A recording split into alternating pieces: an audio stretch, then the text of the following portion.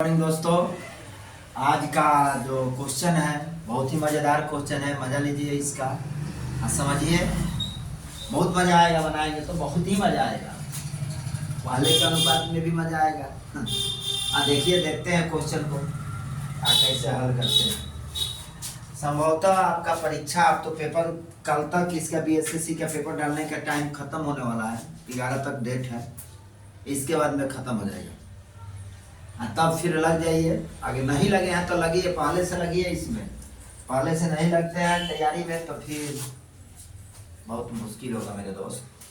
अब बेरोजगारी तो ऐसे चरम सीमा पर पहुंच गई है कि अब तो हमें लगता है कि पढ़ना लिखना ही बेकार है, क्योंकि वैकेंसी नहीं है तो पढ़ना लिखना बेकार है।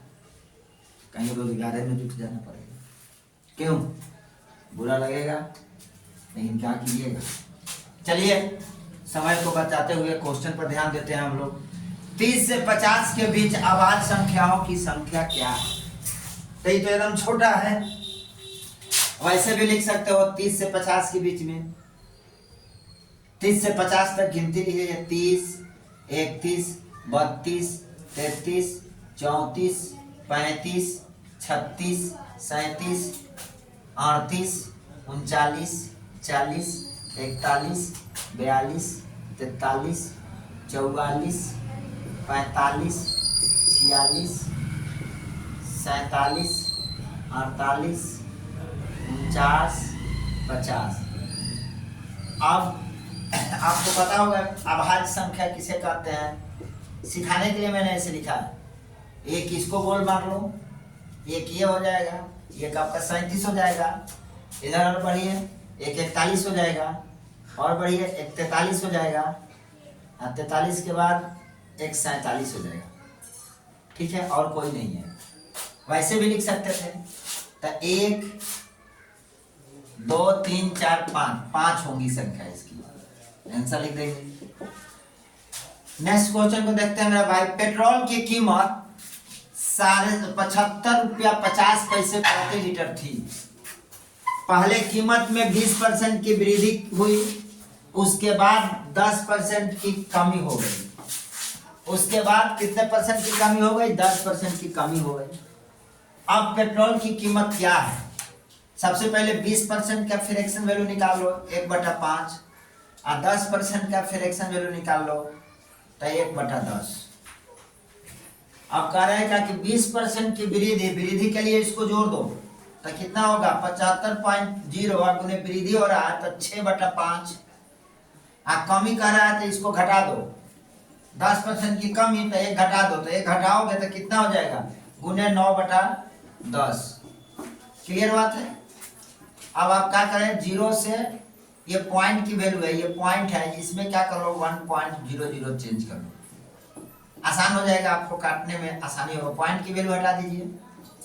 अब काट दीजिए, 0 से 0 कैंसिल।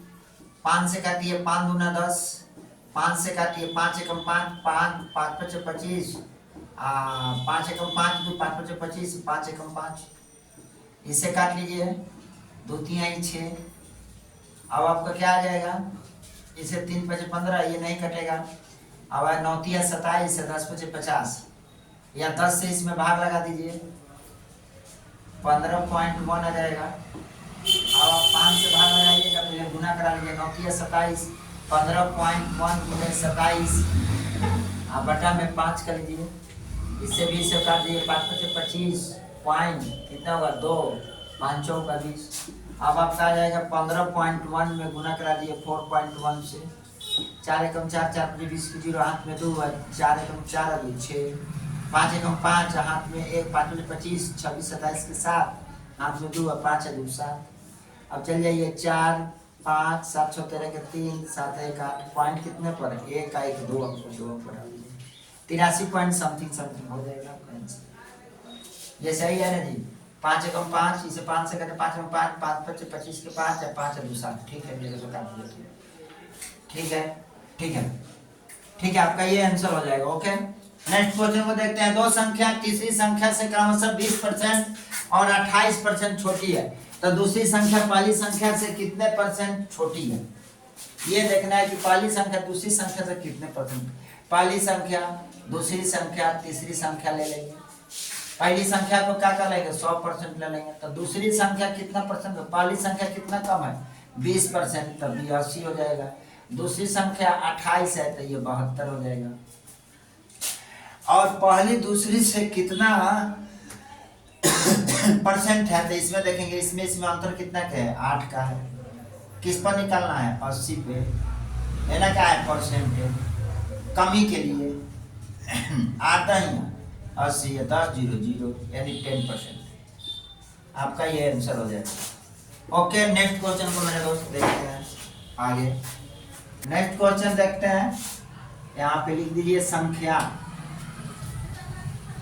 दो संख्या ज्ञात कीजिए जिसका मध्यानुपातिक 24 है और तृतीयानुपातिक 1536 है।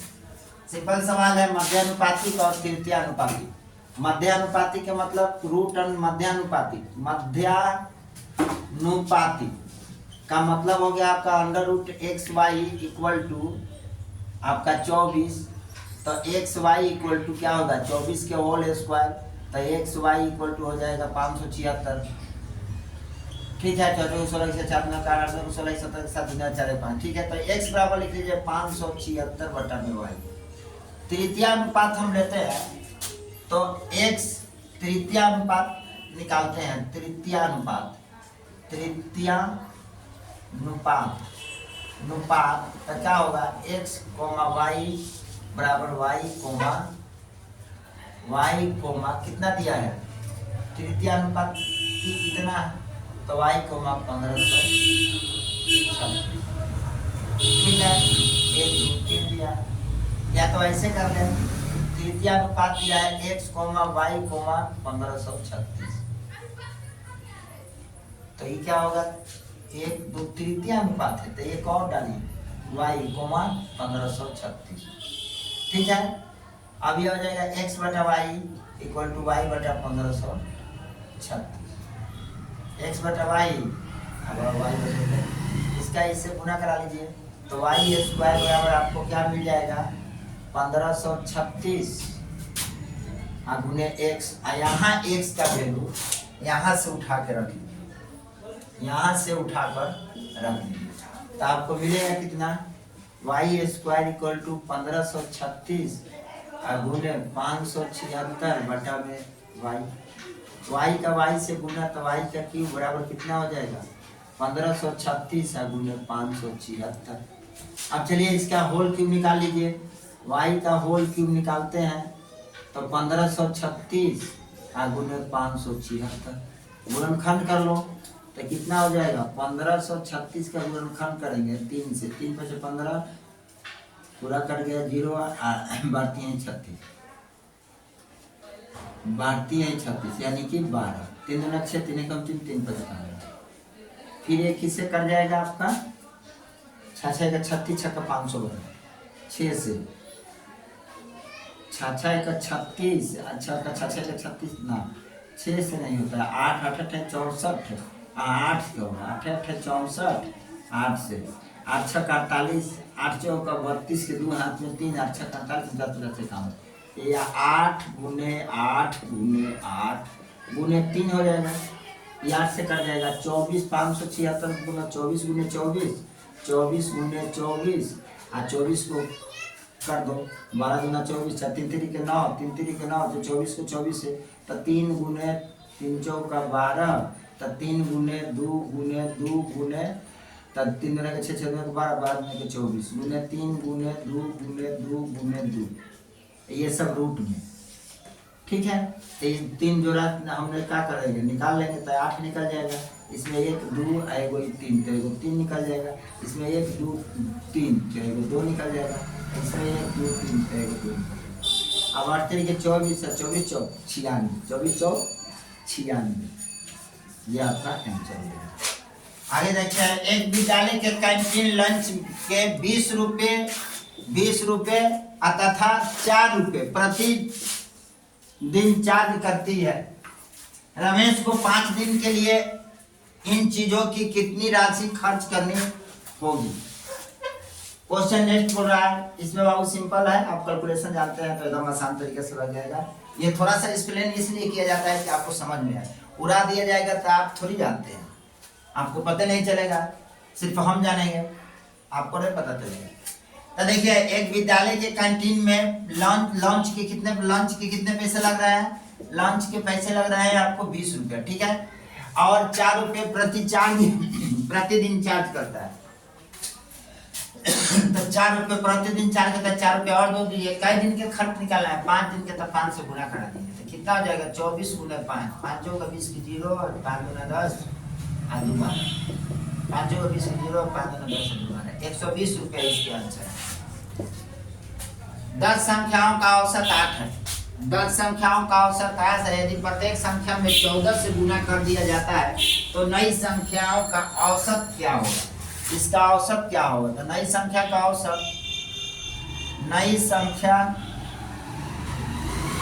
का औसत आपका होगा 14, तो है संख्या, 14 से तो गुना करना है, संख्या कितने हैं? 8, तो 8 गुने 14, 8 8 चौका 32 के 2 हाथ में 3, 8 3 11, 112। ये नई संख्या होगी, संख्या का औसत होगा, ना कि संख्या होगी। कुल संख्या निकालेगा तो फिर 10 से गुना करा देंगे। ऐसे में कुल संख्या पूछता है तो इससे गुना करा देते, 10 में इससे गुना करा देते। समझ में आया? अगर इसका कुल संख्या कहा था, कभी भी इस तरह के क्वेश्चन आवे, प्रत्येक संख्या में 10 से गुना करे, प्रत्येक संख्या में 2 से गुना करने पर औसत में गुना कर दे, बस औसत में गुना कर दे, सवाल निकल जाएगा। क्लियर बात है? ओके, नेक्स्ट क्वेश्चन करें। नेक्स्ट क्वेश्चन मेरे दोस्त, 13 संख्याओं का औसत 38 है। यदि प्रथम 7 संख्याओं का औसत 36 है और अंतिम 7 संख्याओं का औसत 40 है, तो 7वीं संख्या क्या है? तो 13 संख्याओं का पहले निकाल लो। 13 का औसत कितना है? 13 का औसत आपके पास 38 है, तो कुल संख्या निकाल लीजिए। कुल संख्या इसमें गुना करा दीजिए, 38 गुने 13, 13, तो 38 में 13 से गुना करा लीजिए, वो 13 × 104, 13 × 104, 10 और 33 39 से 10 49, 104, ये हो जाएगा आपका 494। 13 × 104, 10 33 39 और 10 49, ये आ जाएगा 494 में। अब कह रहे हैं क्या? 7 संख्याओं का औसत 36 है, तो 7 संख्या का औसत निकालो। 7 संख्या का औसत बराबर हो जाएगा कितना? 36, तो कुल संख्या इसका भी निकाल लीजिए। कुल संख्या बराबर क्या होगा? 7 छक 42 के 2 हाथ में 4, 7 छक 42 के 2, कैरी रहा 4, 7 तिरिका 21 और 4, 21 4 25। फिर 7 संख्या का औसत बोल रहा है लास्ट वाला 40 है, औसत 40 है, तो 7 चौक 28, कुल संख्या निकाल लीजिए। तो कुल संख्या का 7 चौक 28, 240। अब 7वीं संख्या निकालने को बोला है, दोनों संख्या को जोड़ दीजिए पहले, तो आप जोड़िएगा तो कितना आ जाएगा? 2 के 2, 8 5 13 के 3 और 2 2 4 1 5। इसमें से 13वीं संख्या 494 घटा दीजिए। 7वीं संख्या बराबर 532 बटा में 494। यहाँ 12 में से 8 गया, 12 में से 4 गया 8, यहाँ हो जाएगा फिर 12, 12 में से 9 गया, 9 3 12 यानी 38 होगा। ये आपका आंसर होगा। चलिए नेक्स्ट, राकेश और मोहन की कुल वेतन 3000 रुपया है। राकेश अपने मासिक वेतन का 25% और मोहन 20% बचत करता है। यदि उनकी कुल बचत 700 रुपया है तो राकेश का वेतन क्या होगा? अब देखिए यहाँ पर 3000 रुपया कुल वेतन है। कुल वेतन कितना है? तो कुल राकेश प्लस मोहन का कुल वेतन है 3000 रुपया। राकेश को x मान लेते हैं तो मोहन के कितना हो जाएगा? मोहन का हो जाएगा 3000, तो मोहन को छोड़ देते हैं उसी तरह, तो मोहन का कितना हो जाएगा? 3000 माइनस x। ये मोहन का हो गया। राकेश को मान लिया हमने कितना? x। राकेश को 100 रुपये मान लिया, तो मोहन को कितना हो जाएगा? 3000 माइनस x। राकेश 20% बचत करता है, 25% अपने वेतन का बचा लेता है, तो x का 25% बचत करता है। तो x का 25% 25% बचत प्लस x का 25% प्लस 3000 माइनस x का कितना परसेंट 20% इक्वल टू कितना है, ये 700 है। ठीक है, तो आप निकाल सकते हैं 25 चौका 100, 20 पंचे 100, यानी इसका एलसीएम ले लीजिए x बटा 4 प्लस 3000 माइनस x बटा 5 इक्वल टू 700। अब इसे गुना करा लीजिए तो कितना हो जाएगा 5x प्लस इसे गुना कराइए तो 4 3 12 पर 3 0 माइनस 4x इक्वल टू 5 का 20 में इसे गुना करा लीजिए तो 20 में 7 गुना 14 पर 3 0। अब इससे घटा लीजिए तो ये x यहाँ 14,000 में से 12,000 को माइनस कर लीजिए तो यहाँ क्या मिल जाएगा आपका 2,000। यानी x का वेतन यानी राकेश का वेतन कितना था, राकेश का वेतन 2,000 रुपया था। यानी राकेश का वेतन इक्वल टू 2,000 रुपया। ये आपका आंसर हो गया। ठीक है, आगे चलते हैं। 18 बाइंडर 12 दिनों में 1200 पुस्तक को बाइंडिंग कर सकते हैं, तो 24 दिनों में 800 पुस्तक की बाइंडिंग करने के लिए बाइंडर की आवश्यकता होगी। कह रहे हैं कि 18 बाइंडर कितना काम है, 1200 पुस्तक है तो 1200 को ऊपर रख लो भाई। ये कितना 18 बाइंडर है, कितना दिन में काम को करते हैं 12 दिन में। इसमें 24 बाइंडर 800 पुस्तक, 800 पुस्तक को 24 बाइंडर कितने दिनों में बाइंडिंग करने के लिए बाइंडर की कितने आवश्यकता होगी। तो चलो यहाँ से काट दो, 2 जीरो से 2 जीरो को काट दो, 12 दूना 24 काट दो, 9 दूना 4 दूना 8 काट दो, 4 3 यहीं 12 काट दो, 3 6 18 काट दो। यानी टी यानी बाइंडिंगों की संख्या टी बराबर 6 की आवश्यकता होगी। आपका ये आंसर हो जाएगा। आगे चलते हैं। 25 परीक्षणों का औसत 76.4 है, परंतु बाद में यह पाया गया कि 74 के बदले भ्रम से 47 बढ़ा दिया गया है, तो सही माध्य क्या होगा। तो इससे पहले 25 का परीक्षणों का माध्य कितना है, औसत माध्य परीक्षण का औसत माध्य बराबर 76.4।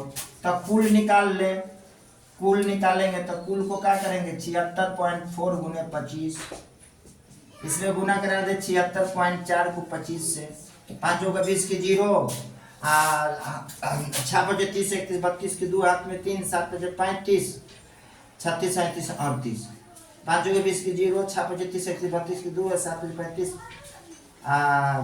35 3 38, 4 दुना के 8, 6 दुना के 12 के 2, 7 दुना के 14 है 15, 6 दुना के 12 के 2, 7 दुना के 14 15। अभी आ जाएगा 0 8 2 10 की 0, 8 2 10 11 के 1 5 3 8 6 9 1 के वो कई अंक पर 1 अंक पर। यहाँ आ जाएगा 19 10, यह आ जाएगा आपका टोटल 19 10। अब इसमें करें 74 के बदले भ्रम से 47 लिख दिया गया, तो अब इसमें अधिक कितना हुआ है 19 10 में 47 को माइनस कर लो, ये भ्रम से लिखा गया था। सही अंक सही संख्या निकालते हैं, तो 10 में से 7 गया 3, 10 में से 4 गया 6, 8 के 8 हो 1 के 1 हो। जोड़ना कितना है 47 जोड़ देना है, तो 74 जोड़ देना है, तो 74 को जोड़ दो। इसी के ना बदले में 47 लिख दिया गया था। ठीक है 10 7 3 10 10 10 में से 4 के 6, 8 के 8 हो गया, 4 3 10 6 4 10 11 के। ठीक है, अब 11 कितना हो जाएगा 4 3 7 7 6 13 के 3, 8 1 9 1। अब सही संख्या मेरा सही संख्या ये मिला, सही संख्या। अब इसका औसत निकाल दे, औसत तो औसत निकालते हैं तो 1937 बटा में 25। अब 1937 में 25 से भाग लगा दे मेरे दोस्त, कितना हो जाएगा ये 1937 डिवाइडेड बाई 25, 25 छक्का 1.5 से 25 70, 7 बजे 35 के 5 हाथ में 3, और 7 दूना 14 3 17, 13 8 5 13 1 के 1 3 7, 25 सत्ते फिर ले जाइए, 175। यह आ जाएगा 2 1, या 0 लगो, 25 चौका 100 पॉइंट लगे, यानी आ जाएगा आपका 77 पॉइंट। कितना आ जाएगा? 25 चौका 100, फिर 20, 25 चौका 100, फिर 200, तो 25 चौका 25 8 200, 48 आ जाएगा। यही आपका आंसर हो जाएगा। Okay, thanks. नेक्स्ट डे मिलते हैं हम आपको सही समय पे। आप क्या करें कि इस क्वेश्चन को अच्छे से लगाएं, बेटर ढंग से लगाइए, 2-2 3-3 बार प्रैक्टिस कीजिए मेरे दोस्त, एकदम निश्चित है कि आपको आ जाएगा। थैंक्स।